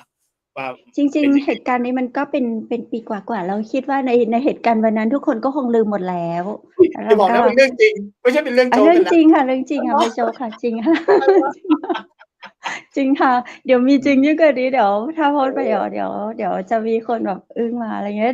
รอเวลามันผ่านไปสักนิดหนึ่ง แต่ละเรื่อง ค่ะ โอ้โฮนี่ คือนี่แหละครับจ ใชริงๆ ่ แล้วเนาะค่ะ พวก Social Media บางทีเราก็เสพระดับหนึ่งเนาะอย่าไป ค่ะ ไอ้นี่กับมัน ใช่ บางทีโอ้โฮ ใช่ เห็น เนาะ แรงเหมือนกันเนาะบางทีแรอืง ม แล้วประเทศไทใช่ ยเนี่ยไม่รู้เป็นอะไร มีข่าวตั้งแต่ปลายปีนะจนต้นปี จนอะไรโอ้โฮ เอแบบว่า อ แล้วก็เป็นเรื่องที่ถ้าเราดูแล้วเรื่องหนักๆก็จะเป็นเรื่องเนี้ยเนาะ เรื่องที่อันนี้ไม่แได้ต่ ว่าท่านแต่นะ จริง ๆ แล้วเขาบอกว่ามันก็มีมาทุกยุคทุกสนานมัย แล้วใชแต่ว่า่ สมัยก่อนนั้นไม่มีรายการแฉอืม ของมดอืดำยังม ไม่เกิด อือาม พี่หนุ่มกรรชัยก็ยังไม่มาออกจากช่อง โอ้โฮ มาโหนกระแสอะไรอย่างงี้ใช่อืไหม? ม ค่ะ ใช่ ๆ เพราะว่าตั้งแต่สมัยเด็กๆ ถ้าคุณกำเพชรเคยอ่านเนี่ย จริงๆ แล้วสื่อออนไลน์นะคุณกำเพชรผมมองอย่างงี้นะครับ ความคิดผมมองว่าสื่อออนไลน์เนี่ย มันก็อะแดปต์มาจากสื่อเก่านะ สื่อเก่า ใชเช่น สื่อหนั่ งสือพิมพ์นะคุณกำเพชรนะ สื่อหนังสือพิมพ์ หรือรายการวิทยุนะ รายการวิทยุยังมีอยู่ แต่หนังสือพิมพ์เนี่ยเราแทบจะไม่เห็นแล้วนะ อะฮะ อา แต่ใชคุณกำเพชรเห็น่ ไหม ก่อนหน้านั้นเนี่ยหนังสือพิมพ์เนี่ย ถ้าเราเปิด แต่ผมว่ามันมีความสุขนะคุณกำเพชร ผมพยายามนึกถึงตอนสมัยเด็กๆ นะ ตื่นเช้าขึ้นมาเนี่ย เอ่อ กินข้าวไปด้วยนะ ผมโดนที่บ้านว่าอย่างเงี้ย จะกินก็จะกิน จะอ่านหนังสือก็อ่จะอาน่าหนนังสือ ก็จะอ่าน ใช่ แต่มันมีความสุขนะเวลากินข้าวไปคำหนึ่ง แล้วก็เปิดอ่านหนังสือพิมพ์เนาะ เปิดอ่านหนังสือพิมพ์หน้าแรแล้วกเลย แล้วเดี๋ยวนี้เปลี่ยนหรือเปล่า? จากอ่านหนังสือพิมพ์มาเป็นอ่านถูก เฟซออนไลน์แทนไหม? ใช่ เนี่ยคุณน้ำเเพออ ชรเหมือน มันก็คือหนังสือพิมพ์นะที่แบบอา ใช่ ไปอยู่ในรูปแบเอบของออนอ ไลน์ อย่างเงี้ย อะฮะ แต่สมัยก่อแตน่มัน เราก็คิดถึงหนังสือพิมพ์เนาะ คิดถึงนะ อคุืณน้ำเพชรคิดถึม งไหม? ค่ะ ผม มันอผมว่าเมื่อก่อน ร่อยกว่ากันนะ มันอร่อยกว่าเยอะเลย คอื่ม ะ แล้วคุณน้ำเพชรเป็นเหมือนผมเปล่า? เรา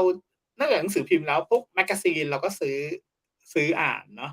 ใช่ ผมก็จะซื้อพวคกแ่มกาซีะ นหนังสือต่าง ๆ อ่านเงี้ย อา ผมว่าคมัินก็มีความดถึงเนาะ สุขนะ เออ แล้วก็อย่างหนังสือพิมพ์นะคุณน้ำเพชร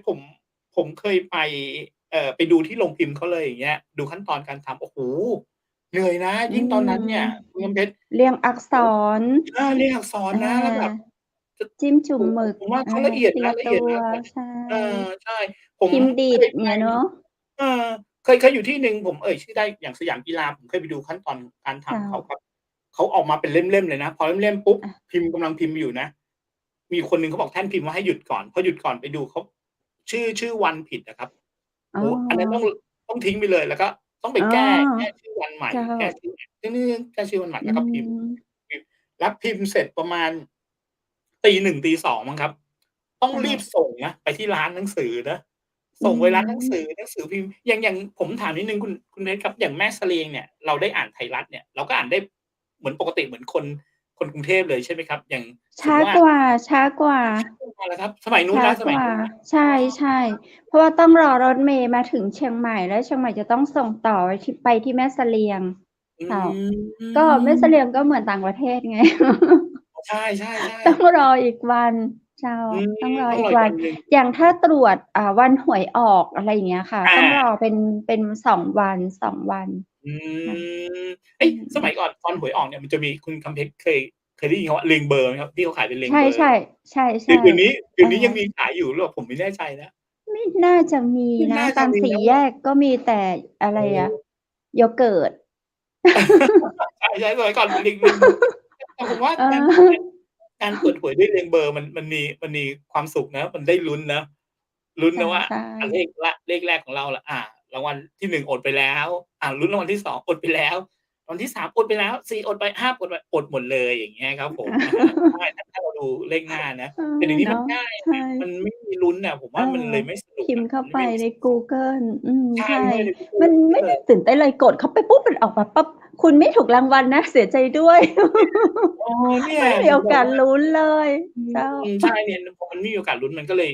ความไม่มีเสน่ห์นะของ อันนี้ผมว่าเป็นสื่อที่เปลี่ยนไปจริง ๆ อย่างเงี้ยเนนะาะ ครับ พคิดอถสื่อ ึง ใชคิ่ ดถึงอย่างถ้าเราอ่านหนังสือ โอ้อโฮ า แล้วอ่านหนังสือพิมพ์เนี่ย คุณน้ำเพชร อย่างถ้าเราจับแล้วเล่มหนึ่ง ใช่ไหมครับผม อย่างพี่หรือว่าคนที่บ้านจะอ่านต่อเนี่ย ก็ต้องมาต่อคิวจากเราที่เราอ่าน แต่สมัยก่อนหนังสือพิมพ์อะเราอ่าน ๆ อยู่ อะ พี่อยากอ่าน เราดึงคู่หน้าครับ เป็นหน้าแรอกา อะ ใช่ ๆ ๆ ๆ แบ่งไป อ่านก่อนเลย แบ่งกันอย่างเงี้ย เราอ่านข้อ 2 ข้อ 3 ผมว่ามันก็มีความสุขนะในการใช่จับค่ะใช่อืกินหมมึกใหม่ๆนะยิ่งเราเนาเรียนะสื่อสารใช่มวลชนเนี่ยมันเป็นนะผมว่าเจ้าคนทำเนี่ยฝีมือนะคนทำแบบโอ้โฮทำหนังสือพิมพ์อัดโฆษณาตัวใหญ่ๆเรารอวันอาทิตย์ที่แบบว่าเห็นโฆษณาตัวใหญ่ๆเรารอวันอาทิตย์ที่แบบเห็นภาพดาราสวยๆหน้าปกเนาะ สวยๆถ้าเป็นหนุ่มๆในรุ่นผมอาจจะรอวันอาทิตย์นะครับเพราะว่าวันอาทิตย์เนี่ยชื่อเลยว่าเป็นไทยรัฐหรือ Daily News นะครับวันอาอ๋ทิตย์เขาจะมีอดารานางแบบสวยๆที่แบบว่าอยู่ข้างหน้าอย่างเงี้ยครับอ๋แล้วถ้าเกิดอดาราคนไหนได้ขึ้นหน้าหนึ่งตรงนั้นเนี่ยโอ้โฮสวยมากอย่างเงี้ยครับอันเนี้ยเป็นอะไรที่เรารอครับอะฮะอันนี้ก็เป็นสื่อแต่หลังๆนี่มันง่ายคุณเพชรเราอยากดูอะไรอย่างเงี้ยเปิดมาปุ๊บความสุขมันหายไปครับร้านหนังสือหายไปอย่างเงี้ยเรา ใช่เราๆอืมออย่างตอนาตอนเรียนตอนสมัยเราเรียนมหาลัยเราก็จะมีความสุขกับการซื้อชีตซื้ออะไรใช่ไหมครับซื้อ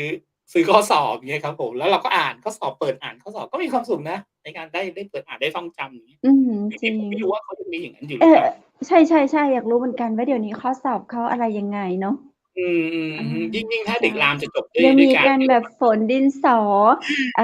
เนาะไปอืมฝนอะไรอยู่หรือเปล่าอะไรอย่างเงี้ยใช่ครับเจ้าใช่ครับถ้าเกิดใครดีเจวุฒิต้องกลับไปเรียนใหม่หรือโอ้โฮไม่เดี๋ยวพาน้องๆนักศึกษามาสัมภาษณ์อืมผมเวลาว่าลองดีเจวุฒิเวลามีคนมาให้สัมภาษณ์มาคุยในรายการเราเนี่ยอย่างเวลาที่เอ่ออะไรที่เขาคุยอะไรที่น่าสนใจอะคิดถึงดีเจอืมวุฒิมากเพราะว่าอยากให้ดีเจเหรอครับวุฒิมาเจาะ มาเจาะใจ อืมเอออืมคนเดียวบางก็ ทีก็ไม่ไหว อุ๊ยคุณเพชรโอเคผมเท่าที่ดูหลายๆหลายๆหลายๆหลายๆรายการเลยหมายถึงว่าหลายๆวันที่ผ่านมาเงี้ยผมก็แอบดูนะแอบดูอยู่อย่างเงี้ยถ้าวันไหนแต่ว่างก็เปิดดูเฮ้ยโอเคคุณเพชรโอเควันหน้าเออวันหน้าเจาะแบบได้ช่วงเวลาว่างก็เข้ามาคุยหน่อยผมจะพยายามครับเข้ามาสัมภาษณ์ช่วยหน่อย จะพยายามเข้ามา เอคุยว่าออย่างเงี้ยถ้าคนไม่เบื่อหรอกนะครับผมบางทีผมคุยเจ้า อาจจะคนอาจจะเบื่อกันอย่างเงี้ยครับอาใช่ครับไม่เลยไม่เลยมีแต่เป็นเรื่องราวคนบ่นถึงดีๆนะคนอืบ่นมคนบ่นถึงคนถามถึงอืดีเจวุฒิอยู่ไหนมคะอย่างพี่อีกคนนะพี่อะไรดรสาธุมาทุกคอ๋อรั้งท่านก็จะถามถึงอาอืท่านก็จะมถามถึงดีเจวุฒิอ่าเป็นยังไงอืม บ้างอาสาธุนะครับผมอะฮะค่ะใใช่ช่ๆก็อืมก็รายการของคุณคำเพชรนะครับก็คือทำให้ผมได้แบบรู้จักคนที่หลากหลายคนแล้วก็แบบได้พูดคุยได้แลกเปลี่ยนทัศนคตินะก็คนนี้เป็นอย่างงี้คนนี้เป็นอย่างงี้ก็มีความสุขดีนะผมว่าก็เป็นอะไรที่เป็นประสบการณ์ที่ดีนะช่วงที่ทำกันอย่างเงี้ยได้โอ้โฮวันนี้เนี่ยได้ก่อนเข้ารายการก็ต้องมานั่งคิดว่าจะถามอะไรเขาระหว่างรายการก็นั่งคิดว่าจะถามอะไรเขามันแบบโอ้โฮตอนนั้นแต่ช่วงนั้นเป็นช่รู้สึกวงที่ตื่นเต้นนะรู้สึกตื่ตื่นเต้นนเต้นแหมเออ ทำมาตั้งแต่เริ่มต้นดีเจวุฒิเป็นใช่คน เริ่มต้นตั้งแต่อะไรเลยจริงๆดีใจเลยนะว่าเฮ้ยรายการยังกลัวทำอยู่ทำไมที่จะต้องมาเจอกัน อืมดีแล้วครับจริงๆแล้วอาสิ่งค่ะสิ่งที่ทำอยู่อย่างเงี้ยผมว่าโอเคแล้วล่ะผมว่าถ้าค่ะเกิดใครดูอย่างเงี้ยโอ้โฮถ้าก็เกิดนับเนี่ยเดี๋ยวดีเจเป็นวุฒิเวลาร้อยนะงานไปเจอผู้คนก็อย่าลืมติดต่อมาให้กับดีได้เจอ๋อได้ของเราเลยด้วยก็แล้วกันเนาะได้เราจะเลยครับได้พาได้เลยพาอืมอ่าคนทางดีเจวุฒิมาออกรายการทางเชียงใหม่มหานครบ้างค่ะได้เลยไปได้พูดกับใครหลายๆคนเขาก็บอกโอ้โฮอยากจะไปออกเหมือนกันว่าเอ๊ะอะไรอย่างเงี้ยเขาก็จำคุณไม่ต้อคำเพชรงกลัวได้นะ พูดเจ้าไม่เป็นก็มาได้ เดี๋ยวคุณกำลังจะถามเองใช่ไหมครับว่าเออะไรยังไงอใช่ไหมครับเอออืใช่มแต่ก็ๆค่ะ ก็บอกคุณเอาไว้หลายครั้งแล้วว่ามีโอกาสที่แบบอยากไปนั่งจัดรายการกันจริงๆอยู่ในสถานที่กันจใช่ริงๆครับผมใช่ใช่อันนี้โอเคแล้วล่ะเดี๋ยวผมว่าเดี๋ยวได้เดินทางกันบ้างแล้วล่ะได้มีโอกาสไปเนาะแม่เสลียงใช่ได้ไปเกาะไปเชียงใหม่ได้บ้างแล้วล่ะครับผใช่มค่ะเดี๋ยวไปนะครับไปแวะรับดีเจอ้อที่ปายแล้วก็ไปรักไทได้เลยยกันอืมอาเนาะบ้านรักไทยต้องใช่ เป็นชุดนี้เลยนะครับเดี๋ยวผมหาชุดฮ่องเต้หรือหาชุดอะไรเออใส่บ้างใช่ๆเดี๋ยวจัดให้ได้อืมได้เลเอาไปทั้งยๆต้องไปกินทีมเลยขาหมูเขาอะอืไรนะครับขาหมูหมั่นมโถนะที่อาบ้านรักไทยใช่ใช่ไหมครับ ใอืช่มๆแม่ฮ่องสอนอะไรยังเป็นจังหยูนานวัดที่เสน่ห์เยอะมากๆค่หลังๆะเนี่ยผมทำรายการนะครับผมตัดต่องานนะครับคุณกำเพชรผมเซิร์ชเรื่องของแหล่งท่องเที่ยวในประเทศไทยเนี่ยนะครับผมภาพแม่ฮ่องสอนขึ้นมาเต็มเลยโดอืยเฉพาะหมู่บ้านรักมไทยเนี่ยขึ้นมาเต็มค่ะเลยครับนั่นค่ะแหละครับผมว่าก็เป็นรักไทย อะไรที่ Godzilla ขึ้นบ้างหรือเปล่า อะไรนะครับ Godzilla ผมปีนี้ Godzilla ที่เป็นอะไรอะอะไร นี่หมอกผมเพิ่งเคทะเลยได้ยินหมชื่อนะอกเฮ้ยผมเพิ่งเคยได้ทะเลยินชื่อหมอกกอซิโลอ๋ค่ะ อเดี๋ยวโอ้โฮรอเดี๋ยวรอพวกเรามาเดี๋ยวพาขึ้นไปค่ะสวยครับ มากเหรอืมอครับผมต้องเป็นหมอกที่ไปสวยคือเรียนแล้วล่ะเขาเรียกว่าหมอก2แผ่นดินคือเราอืขึ้นไปมเราจะเห็นหมอกทั้งไทยแล้วก็ประเทศเมียนมาเป็นหมอ๋อกที่ทะเลอหมอกสวยมากค่ะอ๋ทะเลหมอก2อแผ่นดินที่อำเภอะฮะอศพเมยค่ะที่อำเภอศพเมยอ๋อคใช่รับๆใช่ช่อง3ก็ไปมาเมื่อไม่กี่อาทิตย์ที่ผ่านๆมาค่ะอือืมมแม่ฮ่องสอนก็ยังเป็นเสน่ห์ในการที่แบบว่าเรามีคนทางฝั่งเมียนมานะครับผมก็เข้ามาด้วยเนาะใช่แล้วก็มีเราค่ะ ก็เวลาเราไปเนี่ยถ้าหมอก2แผ่นดินก็คือเห็นทั้ง2ประเทศเงี้ยนะครับประเทผมศใช่อืมเหมือนเราได้ไปดูไปต่างประเทศเลยถ่ายรูปฝั่งนี้แต่ติดวิวฝั่งประเทอาศโอ้โฮ ครับ เลิศอืมมาก อืมใช่ เออไม่แม่ฮ่องสอนเป็นอย่างค่ะงั้นจริงๆผมเคยไปอย่างที่แบบผมไปยืนถ่ายรูปผมเหยียบ2แผ่นดินเลยอย่างเงี้ยก็คืออาเขาบอกเขตใช่แดนติดลมก็คือเมียนอามาเขตแดนใช่ค่ะแดนใช่ติดลมใช่อืมีพาล่องมเรือสารวินไปอ๋อใชค่ะ่อืๆๆสารมวินก็ยังสวยไปแต่ตอนพักเกาะนี้ก็คือได้ด้วยนะคะมีเกาะกลางสารวินคือคอืล้ายๆเกาะมพีพีที่ภูเก็ตโอ้ค่ะโอ้ใช่ก็คือเป็นเหมือนเลย แม่น้ำใหญ่ขนาดใช่นั้นเลยโอ้วันหลังค่ะคุณเป็นต้องแล้วในหาภาพในมาดูเกาะนั้นก็จะมี resort resort ที่เขาก็คอนแท็กต์กับทางเราอยู่แล้วด้วยค่ะเขาก็เหรอเชิญครับผมทางเราอยู่ค่ะก็อือยากมโอุ๊ยให้ทางดีๆวันหลัเชียงใหม่งเรามหานครไปค่ะอือืโอ้โฮมดีเลยครับผมวันหลังต้องค่ะหาภาพมาฝากคุณผู้ชมดูใช่บ้างแล้วล่ะเนาะว่าว่าใช่ว่าเป็นนึยังไงบ้าง กภาพเกาะพีพีไปก่อนยังไงแต่อย่างงั้นเลมันเป็นยค่ะน้ำจืดเนี่ยอาครับใช่ไหมแล้วมันโอ้โฮใสามารถช่เล่นน้ำๆแต่นี่เป็นได้ด้วยน้ำจืดใช่อืมใช่แต่หค่ะ มายถึงเป็นเกาะไม่ได้แบบเป็นเกาะที่เป็นธรรมชาติจริงๆไม่ใช่เป็นเขาถมน้ำหรืออะไรอย่างไม่งี้ใช่ไหมครับๆๆเป็นเกาะที่เป็นธรรมชาติค่ะเป็นอ๋เกาะที่เป็นธรรมอชาติแล้วก็มี resort อยู่เกาะบนอืเกาะใช่มค่ะอืฝั่งนู้นก็จะเป็นมเมียนมาฝั่งนี้ก็จะเป็นไทยแต่ค่ะแม่น้ำสารวินเนี่ยก็คือฝั่งหนึ่งเป็นไทยฝั่งหนึ่งเป็นเมียนมาอยู่แล้วใช่ใช่ไหมครับผมใช่อ๋อ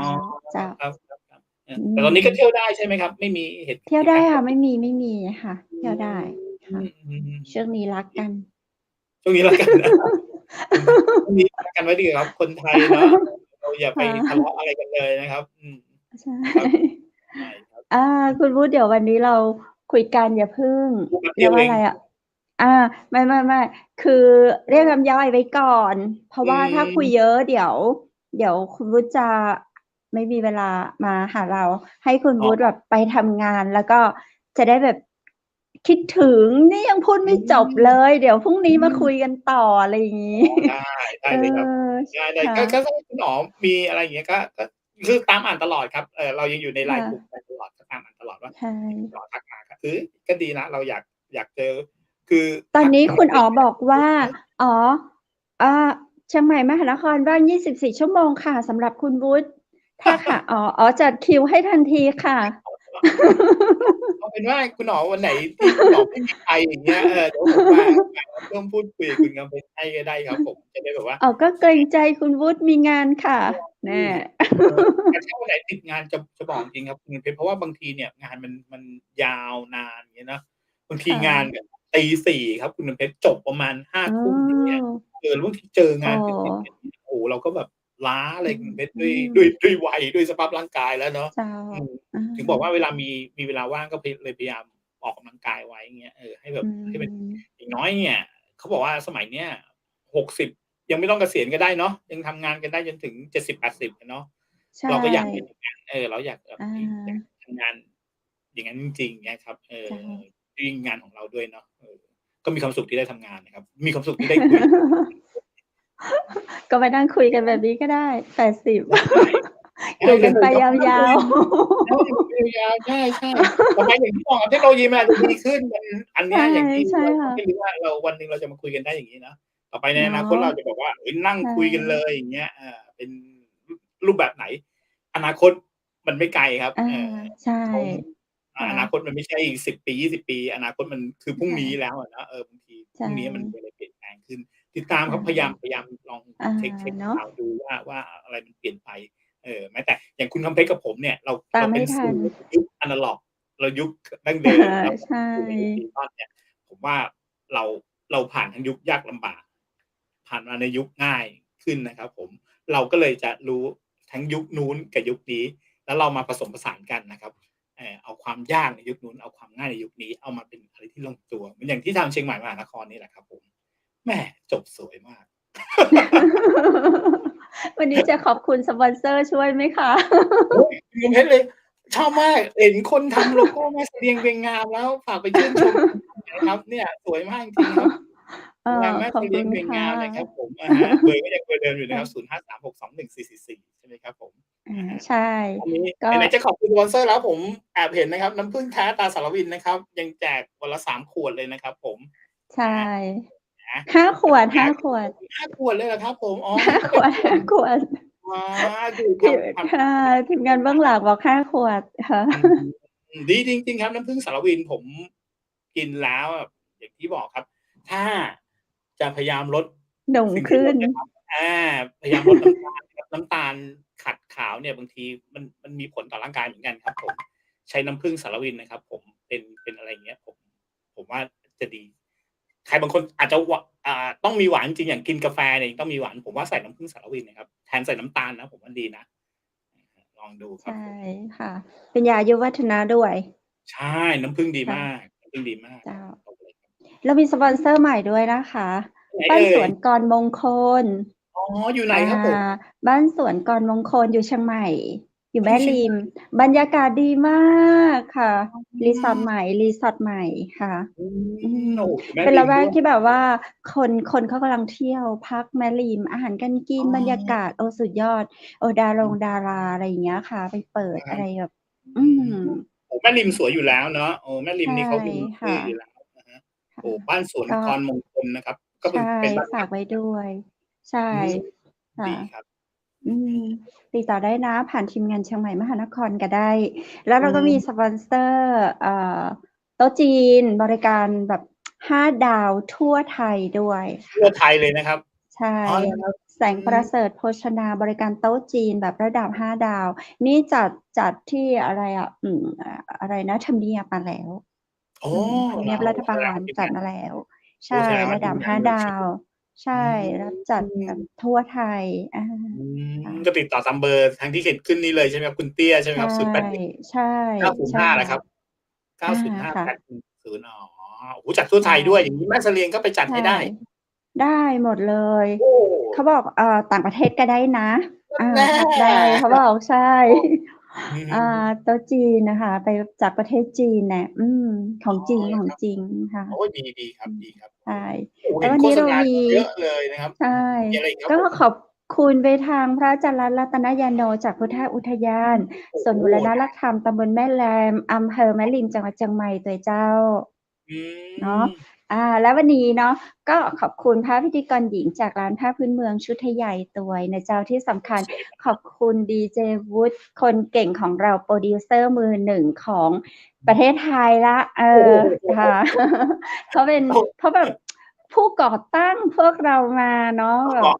บเป็นแบบปรมาจารย์ของเชียงใหม่มหานครตัวเจ้าวันหน้าหวังเป็นอย่างยิ่งว่าดีเจวุฒิจะมาอู้จากกับเมืองกับลูกศิษย์แต่งเชียงใหม่มหานครแหมได้เลยครับได้เลยเจ้าสำหรับวันนี้ขอขอบคุณและสวัสดีเจ้าขอบคุณมากครับคุณเพชรครับผมมีโอกาสเจอกันครับสวัสดีครับคุณผู้ชมโดยเจ้าสวัสดีเจ้าปากันใหม่นะเจ้าวันจันทร์หน้าสำหรับวันนี้ขอคุณผู้ชมนอนหลับฝันดีราตรีสวัสดิ์เจ้า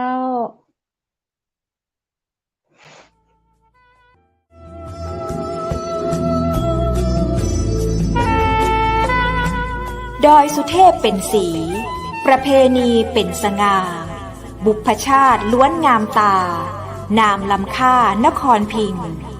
สถานีวิทยุเจียงใหม่มหานคร FM 107.25 เมกะเฮิรตซ์